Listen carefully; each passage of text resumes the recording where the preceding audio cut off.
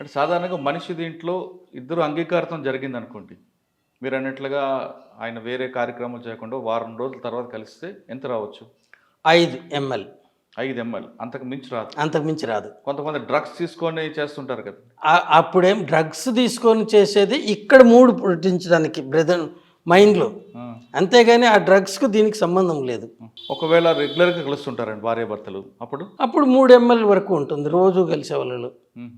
ఎందుకంటే అది సెక్రెట్ కావడానికి కూడా టైం కావాలి. అది నిలువ ఉండేది సెమినల్ వెసికల్, అవి ఇక్కడే ఉంటాయి. మనం టెస్టిస్ అనే దాంట్లో స్పెర్మటోజోవా అంటే పురుష కణాలు, అవి కేవలం సెమెన్లో 4%. ఇంకా 96% ఇక్కడి నుంచి ప్రొడ్యూస్ చేయండి వాళ్ళకు. అందుకే వ్యాసెక్టమీ చేసిన వాళ్ళకి కూడా సెమెన్ వస్తుంది. అక్కడ టెస్టిస్లో ప్రొడ్యూస్ అయింది రాలేదు కదా. వ్యాసెక్టమీ అంటే ఏంటి? ఆ కనెక్షన్ తీసేయటము. సో సెమెన్ ఆటోమేటిక్గా ఉంటుంది. వాళ్ళు రెగ్యులర్ ఇంటర్ కోర్సులో పాల్గొంటారు, వాళ్ళలో సెమెన్ వస్తుంది. అంటే వారంకి ఒకసారి కలిస్తే వాళ్ళు 5 ఎంఎల్ వరకు రావచ్చు. ఎంఎల్ అంతే. మిల్లీ లీటర్లు. మిల్లీ లీటర్లు. మిల్లీ గ్రామ్స్ కాదు. దాన్ని సెంటీమీటర్లు పెట్టాలంటే క్యూబిక్ సెంటీమీటర్ అంటారు. ఓకే. 1 సెంటీమీటర్. సార్ సాధారణంగా కొంతమంది పిల్లలు ప్లానింగ్ చేసుకుంటారు కొంతకాలంతో చేద్దామని, కానీ ఒక్కొక్కసారి వాళ్ళు అన్ఎక్స్పెక్టెడ్ కలిసిపోవడం వల్ల మీటింగ్ అవ్వడం వల్ల పిల్లలు పుడుతుంటారు. పిల్లలు కలగాలంటే ఏం చేయాలి? లేదు కొంచెం ఫ్యామిలీ ప్లానింగ్ చేసుకోవాలనుకుంటే ఏ విధంగా వాళ్ళు మీటింగ్? అది న్యాచురల్ పద్ధతిలో అయితే సేఫ్ పీరియడ్ అని ఉంటుందండి. మామూలుగా సాధారణ స్త్రీలలో ఎక్కువ మందికి 4 వారాలకు ఒకసారి ఋతుస్రావం అవుతుంది. కొద్దిమందిలో వేరియేషన్ ఉంటుంది. కొద్దిమందిలో 20 రోజులకు కూడా కావచ్చు, 35 రోజుల వరకు లోయెస్ట్ అండ్ మ్యాక్సిమం పెట్టారు. అందుకోసమే ఇంతకు మునుపు ఫ్యామిలీ ప్లానింగ్ పర్పస్గా ఇష్టం లేని గర్భాన్ని తొలగించాలంటే 20 వారాలకే వరకు మాత్రమే పెట్టారు. ఎందుకంటే 20 రోజులు ఇంటూ 10 వేస్తే వాళ్ళకు ఇది కంప్లీట్ అయ్యేది. అది 20 ఇంటూ 7 వేస్తే 7 దీనికి అట్లా మామూలుగా ఇవన్నీ వస్తుంది. కానీ ఇక్కడ మనకు ఏంటంటే పిల్లలు పుట్టకూడదు అనుకుంటే ఋతుస్రావం అయిపోయిన తర్వాత మొదటి వారం కానీ తర్వాత రెగ్యులర్ మెన్సెస్ అయ్యే వాళ్ళకు 22 వారాలు, ఆఖరి వారం కానీ నెక్స్ట్ ఋతుస్రావం, ఆ పీరియడ్లో కానీ వాళ్ళు సెక్స్లో ఫ్రీగా పాల్గొనవచ్చు. ప్రెగ్నెన్సీ ఇచ్చే ఛాన్సెస్ 99% ఉండవు వాళ్ళకు. ఓకే. అదే అట్ అబౌట్ అంటే 2 వారాలప్పుడు కానీ కలిస్తే ప్రెగ్నెన్సీ వచ్చే ఛాన్సెస్ ఎక్కువ. సో దాంట్లో కోసం మా డాక్టర్లు ఏమంటారంటే మామూలుగా 4 రోజులు ఇటు 4 రోజులు అటు అంటారు. ఇంకా సేఫ్టీ కావాలంటే 1 వారం ముందు 1 వారం వెనక. అప్పుడు పొరపాటును కూడా ఆమెలో ఎగ్ రిలీజ్ కాదు. ఎగ్ రిలీజ్ అయ్యేది మిడ్ మిన్స్ట్రువల్ సైకిల్. అది కూడా ఇక్కడ వెజైనాకి వచ్చి కాదు, అది ఫెర్టిలైజ్ అయ్యేది. ఈ పెల్లోపియన్ ట్యూబ్స్ ఉంటాయి, ఆ ట్యూబ్ మధ్యలోకి వచ్చినప్పుడు ఈ స్పెర్మ్ ఆ టైంలో కానీ సెక్సువల్ ఇంటర్కోర్స్ అయితే అది చాలా స్పెర్మ్స్ అక్కడ రిలీజ్ అవుతాయి. వాటిల్లో కొన్ని మాత్రమే ట్యూబ్లోకి వెళ్ళగలుగుతాయి. వాటికి తోక ఒకటి ఉంటుంది, ట్యాడ్పోల్స్ అని కప్పలు పెట్టినారు కదా అట. ఆ ట్యాడ్పోల్ యాక్షన్స్తో పైకి ప్రాకుతాయి. దానిలో అన్ని ఒకసారి దగ్గర ఫ్యూ మిలియన్స్ రిలీజ్ అవుతాయి. వాటిలో ఒక్కటి మాత్రమే పోయి అండంతో కలవగలదు. అది ఫెర్టిలైజ్ అయ్యి సింగిల్ ఎగ్గా సింగిల్ సెల్ ఫార్మ్ అవుతుంది. ఆ సింగిల్ సెల్లో 46 క్రోమోజోములే ఉంటాయి. ఆమె నుంచి 23, వీడి నుంచి 23, అంటే మన కంప్లీట్ నార్మల్ సెల్లో ఉండేంత. అది మల్టిపుల్ అయితే ఒక ముద్దలాగా అవుతుంది. దాన్ని బ్లాస్టోసిస్ట్ అంటారు. ఆ స్టేజ్లో అది యూట్రస్ లేకొచ్చి అక్కడ ఇంప్లాంట్ అవుతుంది. అక్కడ ఇంప్లాంట్ అయిన తర్వాత పెరిగి 9 నెలల వరకు సుమారు అప్పటి వరకు పెరిగి బయట వస్తుంది. ఇది పిండం ఏర్పడేది. అక్కడ నుంచి వచ్చిన అండం మగవాడితో కలిసి క్రాస్ అయిన తర్వాత అది అక్కడికి అప్పటికి అది అక్కడికి వచ్చి ఉంటుంది, ఆ పెల్లోపియన్ ట్యూబ్ మధ్యలోకి. ఈ స్పెర్మ్ కూడా అక్కడికి వెళ్తుంది. అన్నీ పోలేవు, కొన్ని మాత్రమే. ఆ పోయిన వాటిలో ఒకటి మాత్రమే కలవగలుగుతుంది. అప్పుడు ఒక సింగిల్ సెల్గా ఫామ్ అవుతుంది. ఆ సింగిల్ సెల్ నుంచి ఏకకణ జీవి నుంచి ఇంత పెద్ద ఆకారాలు పుడతాయి. ఇంకా ఈ డిఎన్ఏ అనేది ఏంటంటే ఆ క్రోమోజోముల్లో ఉండేది. ఇది పుట్టబోయే బిడ్డ రూపురేఖలు ఎలా ఉంటాయి, ఎంత ఎత్తు పెరగలడు, ఆయన ఇంటెలిజెన్స్ ఎట్లుంటుంది, ఆయన శరీర అవయవాలు ఎట్లా ఉండబోతాయి, వీటినన్నిటినీ కూడా క్రోడీకరించి నిల్వ ఉంటుంది. దాని నుంచేనే మనకి ఏ ఏజ్లో ఏ మార్పులు రావాలనేది కూడా ఉంటుంది. అందుకే దీన్నంతా కూడా మనం ఏదో చదువుతాం కానీ వీటిని కానీ తెలుసుకుంటే ఇంతకంటే మహామాయ ఇంకెక్కడ ఉండదు. సార్ కొంతమంది ట్విన్స్ పుడతారు, కొంతమంది 6 ముగ్గురు కానుపులు కంటారు, అప్పుడు ఎలా? ట్విన్స్ పుట్టే రకంలో 2 ఉండదు. యూనివోలర్, ఇప్పుడు నేను ఇట్లా చెప్పినాను కదా, పిండం ఫామ్ అవుతుందండి. ఒకటి ఫామ్ అయ్యి వెజైనాలో ఉన్నప్పుడు పిండం ఏర్పడేటప్పుడు అంటే అక్కడి నుంచి ఒక ముద్దలాగా వస్తుంది, దాన్ని బ్లాస్టోసిస్ట్ అంటారు. అది అనుకోకుండా 2గా చీలుతుంది. 2గా చెల్లి 2 పిల్లలు బయట వస్తారు. వాళ్ళిద్దరూ మేల్ కానీ ఫిమేల్ కానీ ఉంటారు. ఇద్దరు మేల్ ఆర్ ఫిమేల్. దాంతో అతను ఇది వచ్చి వాళ్ళిద్దరి డిఎన్ఏ ఒకటిగా ఉంటుంది, కానీ ఫింగర్ ప్రింట్స్ మాత్రం డిఫరెంట్గా ఉంటుంది. ఇవి తల్లిదండ్రుల నుంచి సంక్రమించేటివి కాదు, కానీ డిఎన్ఏ ఫింగర్ ప్రింట్ మాత్రము ఆ యూనివోలర్ అంటే ఒక పిండం నుంచి 2గా డివైడ్ అయి పుట్టిన వాళ్ళు ఒకటిగానే ఉంటుంది. అదే 2 సార్లు కలయిక వలన జరిగినప్పుడు ఒక్కోసారి సెకండ్ ఎగ్ కూడా రిలీజ్ అవుతుంది. ఆ టైంలో కలిసినప్పుడు లేకపోతే సెకండ్ పీరియడ్లో రిలీజ్ అయిన దాంట్లో ఇది ఒక ఇంటర్ కోర్స్తోన అదొక ఇంటర్ కోర్స్తోన జరుగుతుంది. అక్కడ ఒకరు మేలు ఒకరు ఫిమేలు ఉండొచ్చు. తర్వాత ఇంక కొన్ని కేసులు రిపోర్ట్ అయినాయి. ఒక ఆమెకు ఒకడు తెల్లగా ఇంకొకడు న్యూగ్రో ఫ్యూచర్తో పుట్టినాడు. అప్పుడు దాన్ని ఇన్వెస్టిగేట్ చేస్తే ఆమె ఇద్దరితోన సంబంధం ఉంది. ఇవి 2 ఎగ్గులు రిలీజ్ అయినప్పుడు ఒకసారి ఒకటి ఒక్కోసారి ఒకే పీరియడ్లోనే మామూలుగా ఓవరీస్ ఒక ఇంటర్మినిస్ట్రల్ పీరియడ్లో ఒకటే పనిచేస్తుంది, దాని నుంచి వస్తుంది. ఒక్కోసారి అనుకోకుండా 2 కూడా రిలీజ్ చేయొచ్చు కొద్ది తేడాతో, 2 ఎగ్గులు. అటువంటి అప్పుడు కూడా ఇది జరిగే అవకాశం ఉంది. అందుకే ఇది ఫస్ట్ కేసు రిపోర్టెడ్. నాకు ఒకే కాన్పులో కవలలు పుడితే ఒకరి తెల్లవాడికి పుట్టినట్టుగా ఇంకోటి నల్లవాడికి పుట్టినట్టుగా ఎలా ఉంది అంటే వాళ్ళ డిఎన్ఏలు డిఫరెంట్. తర్వాత హిస్టరీ తెలిసింది ఏంటంటే ఆమెకు ఒక నీగ్రో జాతి వాడితోన అమెరికాలో ఇంకొక తెల్లవాడితోన సంబంధాలు ఉన్నాయని. సార్ మాకు ఒకసారి కేసు వెళ్దాం. ఆ కేసులో ఆయన ఇచ్చిన స్టేట్మెంట్ ప్రకారం ఇది మళ్ళీ ఒకసారి గ్యాంగ్ రేప్ అంటూ వాళ్ళ తల్లి ఇచ్చిన స్టేట్మెంట్ ఇవ్వడం, ఆవిడ కూడా కంప్లైంట్ ఇవ్వడం, ఇన్వెస్టిగేషన్ స్టార్ట్ అవుతుంది.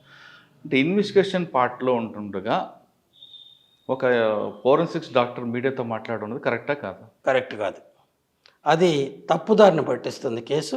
ఒకసారి మాట నోటి నుంచి బయట వచ్చిన తర్వాత ఎవరికి వచ్చినట్టుగా వాళ్ళు దాంతో ఆడుకుంటారు, వాళ్ళ ఓన్ స్టోరీలు సృష్టించుకుంటారు. ఆ కథలు ఇప్పుడు ఏంటంటే మనకు తెలుసు కదా, ఇది వాట్సాప్ ఇంకోటి చక్కర్లు కొడుతూ ఉంటారు. ఒక సామెత ఉంది, అసత్యము సత్యము కానీ పరుగు పందానికి పోటీ పెట్టుకుంటే వీడు సత్యం అనేవాడు కూర్చొని బట్టలు తొడుక్కొని షూస్ వేసుకునే లోపల అసత్యం అనేవాడు సగం ప్రపంచాన్ని చుట్టాడు. సో వాడి కలిగించిన ఎఫెక్ట్ను సత్యం ఎప్పటికీ డిమాలిష్ చేయలేదు. ఎన్ని ప్రూఫ్ చేసినా కూడా ప్రజలు ఎట్లుంటారంటే crime and sex are more interesting. మనం ఎన్నన్నా కబుర్లు చెప్పచ్చు. సో నేను క్రైమ్ జరిగింది అనుకుంటే నువ్వు జరగలేదంటే నేను నమ్మను. ఇంకా బాగా జరిగింది ఇంకా ఎంతమంది ఉంటారంటే అది నమ్ముతాను. ఎందుకంటే ఇది మనకు ఉండేటటువంటి మన మైండ్కు ఉండేటటువంటి ఒక దుర్గుణం. మీరు చెప్పండి ఎంతన్నా చేసి సైంటిఫిక్ ప్రూఫ్, దానికోసమని వీటిలో ఒక సామెత ఉంది, 1 ounce of circumstantial evidence is more worth than a ton of oral evidence అన్నారు ఈ కంట్రీలో, ఇండియాలో.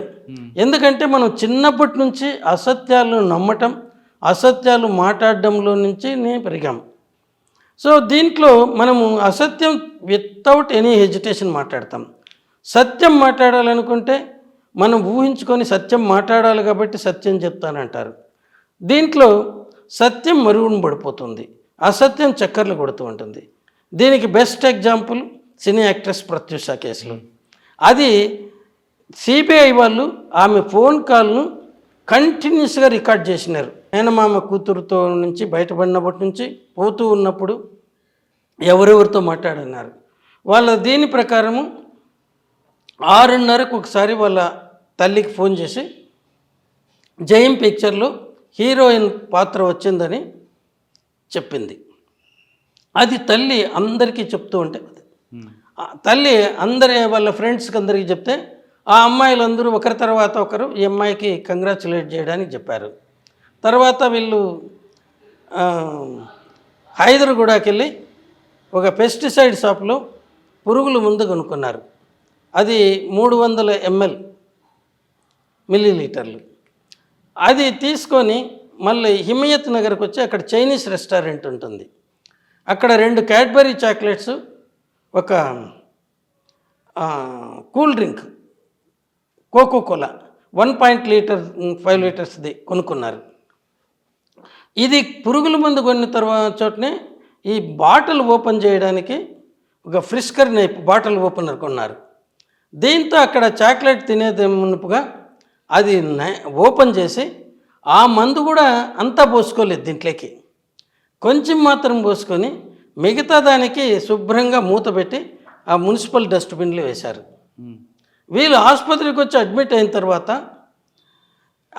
అది ఏంటి మీరు తాగిన పురుగుల మందు ఏదో తెలిస్తే దానికి సరైన విరుగుడు ఇవ్వచ్చు అని డాక్టర్లు అంటే, ఈ అబ్బాయి గుర్తు చేసుకొని ఫ్రెండ్స్కి ఫోన్ చేసి అక్కడ ఆ చైనీస్ రెస్టారెంట్ పక్కన ఉండేటువంటి చెత్త కుప్ప దాంట్లో వేసినాము, అక్కడ వీళ్ళ ఫ్రెండ్ ఎవరున్నాడో అతనికి ఫోన్ చేసి అది వెతికి తీసుకొని రమ్మంటే అతను తీసుకొని వచ్చాడు. దాని ట్రేడ్ నేమ్ నువాక్రాన్.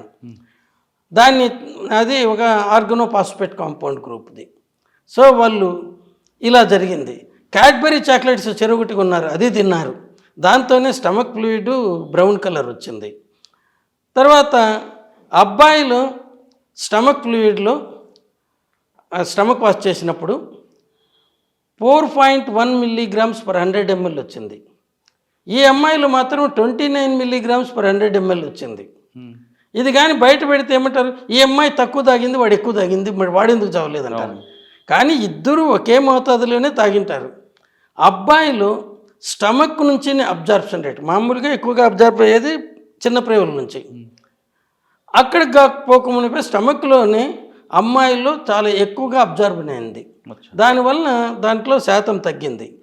వీడిలో అక్కడ అబ్జార్బ్షన్ కెపాసిటీ తక్కువ ఉంది. అందువల్ల ఈయనకు 4.1 mg/100 ml ఆఫ్ స్టమక్ ఫ్లూయిడ్లో ఉంది. ఆ స్టమక్ ఫ్లూయిడ్ కూడా బ్రౌనిష్ కలర్ ఉన్నారు. ఆ బ్రౌన్ ఎక్కడి నుంచి వచ్చింది, వీళ్ళు తిన్న క్యాడ్బరీ చాక్లెట్స్ నుంచి. తర్వాత కేర్ హాస్పిటల్ అక్కడ కడుపులో తిప్పుతూ ఉంటే మిగిలిన కోకోకోలా డ్రింక్ను హుస్సేన్ సాగర్లో వేసేశారు. అక్కడి నుంచి కేర్ హాస్పిటల్కు తొందరగా పోతూ అబ్బాయి ఫ్రెండ్స్కి అందరికీ ఫోన్ చేసి వీళ్ళకి కామన్ ఫ్రెండ్స్కు జాగ్రత్తగా చదవండి, జాగ్రత్త, అక్కడ ఇక్కడ తరగద్దు, వేస్ట్ చేసుకోవద్దు అంటే వాళ్ళు ఎవరైనా బయట పోయేటప్పుడు ఇది చెప్తాం కదా, ఏం చేయాల్సిందే అలా చెప్తామంటే వీళ్ళకేమొచ్చింది, ఎందుకు చెప్తున్నారు అని అడిగితే మీరు కేర్ హాస్పిటల్కి రండి మీకే తెలుస్తుంది అని పోయినారు. ఎందుకంటే they never wanted to commit suicide. ఇవి సర్కమ్స్టాన్సెస్ చెప్తే అది తీసుకొని నటిస్తే ఈ లోపల అబ్బాయి తల్లిదండ్రులు వచ్చి వాళ్ళ పెళ్ళికి ఒప్పుకుంటారు. మీరు చావద్దనరా నాయన, బ్రతకండి, ఎవరినైనా పెళ్లి చేసుకో, బ్రతుకుంటే చాలు అనేసి ఈ ప్లాన్లో. సో దీన్ని పోయి అమ్మాయి 15 గంటల 45 నిమిషాల్లో ఆసుపత్రుల్లో ట్రీట్మెంట్ తీసుకుంటూ ఉన్నది. ఆసుపత్రిలో ఆమె చేరిన 1.5 అవర్కు 1.5 గంటకు ఆ తల్లి ఇమీడియట్గా ఆమెకు ఫోన్ పోయింది, మీ అమ్మాయి ఆసుపత్రిలో ఉంది, కేర్ హాస్పిటల్ బంజారా హిల్స్లోని. అక్కడి నుంచి ఆటో తీసుకొని కొడుకుని తీసుకొని ఇక్కడికి వచ్చేప్పటికి 9:30 అయింది. 9:30-10 మధ్యలో కొద్దిసేపు ఆమెను ఇంటెన్సివ్ కేర్లో ఉండటంతో అనుమతి చేయలేదు, ఎవరిని కానీ అనుమతి చేయరు. ఆ అమ్మాయి కొద్ది కాన్షియస్నెస్ తెచ్చుకొని కొద్దిగా బయటపడిన తర్వాత మళ్ళీ ఈమెను లోపలికి చేసినప్పుడు ఈమె ఇచ్చిన స్టేట్మెంటు 14వ తేదీ మార్చి 2002లో అన్ని పేపర్లోనూ వచ్చింది. నన్ను కొద్దిసేపు ఆపారు, తర్వాత అలో చేస్తే 7 మంది డాక్టర్లు పాపను పరీక్ష చేస్తున్నారు. వాళ్ళలో ఒకరు హౌ ఆర్ యూ అని పాపను అడిగితే పాప ఐఎమ్ ఓకే సార్ అనింది అనేసి. దీన్ని ఒక విలేకరి నిజంగానే అనింది అనేసి, ఎందుకంటే అంతవరకు మునుస్వామి చెప్పింది గొంతు విసిగి చంపి తీసుకెళ్లారు అనేసి. ఇది పోతా ఉంటే తర్వాత ఇది ఇలా జరిగింది.